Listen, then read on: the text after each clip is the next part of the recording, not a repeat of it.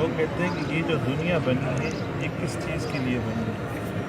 کچھ لوگوں کا کہنا ہے کہ یہ دنیا نبی کریم صلی اللہ علیہ وسلم کے لیے بنی ہے، اس کے لیے کیا کہتے ہیں؟ دیکھیے کوئی بھی مسئلہ ہو قرآن مجید کو پڑھیں گے تو مسئلہ کلیئر ہوگا، اور قرآن مجید کے بعد رسول اللہ صلی اللہ علیہ وسلم نے جو باتیں ڈیٹیل اور تفصیل سے بتائی ہیں جب پڑھیں گے تو معلوم ہوگا۔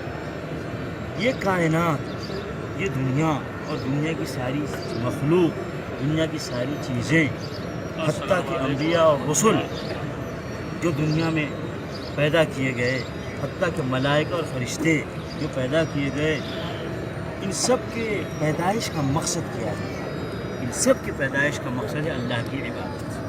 اللہ رب العالمین نے فرمایا وَمَا خَلَقْتُ الْجِنَّ وَالْإِنسَ إِلَّا لِيَعْبُدُونِ، میں نے نہیں پیدا کیا جنوں اور انسانوں کو مگر اپنی عبادت کی۔ اس ساری کائنات کی مخلوق اللہ رب العالمین کی عبادت کے لیے پیدا کی گئی ہے۔ چل اللہ نے فرمایا يُسَبِّحُ لِلَّهِ مَا فِي السَّمَاوَاتِ وَمَا فِي الْأَرْضِ، سمجھئے زمین و آسمان میں جتنی چیزیں ہیں وہ سب اللہ رب العالمین کی تسبیح بیان کرتی ہیں، سمجھ گئے نا۔ فرشتوں کے بارے میں اللہ رب العالمین نے فرمایا کہ فرشتوں کے بارے میں اللہ نے فرمایا یفعلون ما یؤمرون، فرشتے وہ کام کرتے ہیں جس کا حکم اللہ رب العالمین دیتا ہے، وہ بھی اللہ کی اطاعت اور اللہ کی عبادت میں مشغول ہیں فرشتے بھی۔ تو یہ ساری کائنات، ساری مخلوق اللہ کی عبادت کے لیے پیدا کی گئی ہے۔ امام اعظم، رسول اعظم، رہبر اعظم، قائد اعظم محمد رسول اللہ صلی اللہ علیہ وسلم بھی اللہ کی عبادت کے لیے پیدا کیے گئے۔ اسی لیے ہم کیا کہتے ہیں؟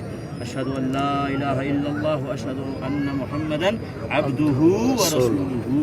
رسول اللہ صلی اللہ علیہ وسلم کی دو حیثیت ہے، ایک اللہ کے بندے ہیں، اور جو بندہ ہوتا ہے وہ اللہ کی عبادت کرنے والا ہوتا ہے۔ تو رسول اللہ صلی اللہ علیہ وسلم اللہ کے بندے ہیں، یعنی اللہ کی عبادت کرنے والے ہیں، اور پلس دوسری چیز ورسولہ، اور اللہ کے رسول بھی ہیں۔ تو رسول کا مقصد ہے کائنات والوں کو اللہ کا پیغام پہنچانا، کائنات والوں کو اللہ کی عبادت کا طریقہ بتانا۔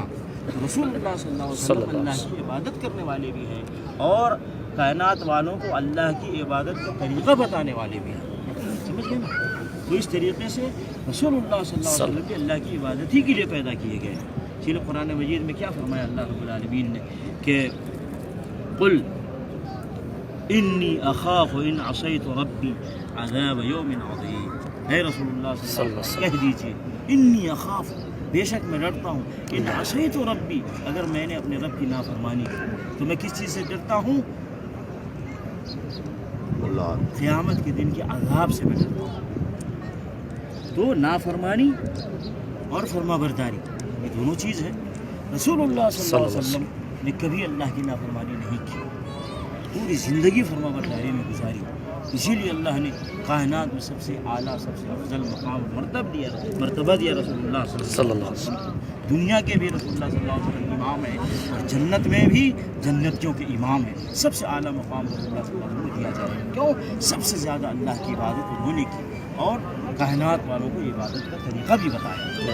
اسی لیے نبی علیہ الصلوۃ والسلام ہمیشہ خطبے میں پڑھا کرتے تھے خیر الہدی ہدی محمد، بہترین طریقہ محمد کا طریقہ ہے صلی اللہ علیہ وسلم۔ اور اس سے پہلے کہتے وہ فإن خیر الحدیث کتاب اللہ، بہترین بات اللہ کی کتاب ہے، اور بہترین طریقہ محمد صلی اللہ علیہ وسلم کا طریقہ ہے۔ تو بہرکیف مختصر یہ کہ کائنات کی ساری مخلوق اللہ کی عبادت کے لیے پیدا کی گئی، اور محمد رسول اللہ صلی اللہ علیہ وسلم بھی اللہ کی عبادت ہی کے لیے پیدا کیے گئے، اور ساتھ میں رسول بنا کر بھیجے گئے تاکہ لوگوں کو اللہ کی عبادت کا طریقہ بتائیں۔ رسول اللہ صلی اللہ علیہ وسلم نے اللہ کی عبادت کا بھی احاطہ کیا ہے اور لوگوں کو عبادت کا طریقہ بتانے میں بھی پورا حق ادا کیا ہے۔ نبی علیہ السلام عبادت کے سارے طریقے بتا کے دنیا سے چلے گئے۔ اسی لیے نبی صلی اللہ علیہ وسلم فرمایا من اطاعنی دخل الجنہ، جس نے میری اطاعت کی وہ جنت میں گیا، ومن عصانی فقد ابا، بخاری شریف میں حدیث ہے، جس نے میری نافرمانی کی اس نے جنت میں جانے سے انکار کیا۔ جنت میں جانا ہے رسول اللہ صلی اللہ علیہ وسلم کی اطاعت کرنی ہوگی اللہ کی اطاعت کے بعد، اور اگر کوئی اللہ کی نافرمانی کرے گا، رسول اللہ صلی اللہ علیہ وسلم کی نافرمانی کرے گا، وہ جنت میں جانے سے انکار کرے گا۔ اللہ تعالی ہمیں اللہ اور اس کے رسول صلی اللہ علیہ وسلم کی اطاعت کی توفیق عطا فرمائے، اور اللہ اپنی رحمت سے نبی علیہ السلام کے ساتھ جنت الفردوس میں جگہ عطا فرمائے۔ آمین۔